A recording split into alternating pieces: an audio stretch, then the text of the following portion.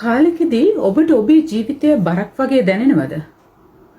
ලෝක සෞඛ්‍ය සංවිධානයට අනුව වසරකට 7,20,000ක් පමණ ජීවිතය නැති කරගන්නවා.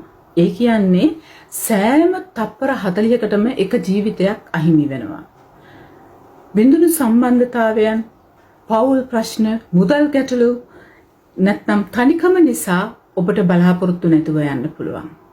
ඔබට කවදා හරි ජීවිතය අවසන් කරන්න සිතුනොත් ඔබ මතක තබා ගන්න. ඒ හැඟීම බොහොම తాවකාලිකයි. නමුත් ඔබගේ ජීවිතයේ ඊටාම වටිනා දෙයක්. ඔබ තනි වෙලා නැහැ. ડિප්‍රෙෂන් හරහා ජන බොහෝ මිනිසුන්ට උදව් ලබා ගන්න පුළුවන්. ඔබ විශ්වාස කරන කෙනෙකුට ඔබ ඔබගේ හැඟීම් ප්‍රකාශ කරන්න, කතා කරන්න, ඔබේ තනිකම, ඔබේ වේදනාව කෙනෙකුට කතා කරන්න. යාළුවෙකුට, ඔබේ පවුලේ කෙනෙකුට, ඔබ වඩාත්ම විශ්වාස කරන කෙනෙකුට, එහෙම නැත්නම් කවුන්සිලර් කෙනෙකුට, වෛද්‍යවරයෙකුට ඔබට කතා කරන්න පුළුවන්.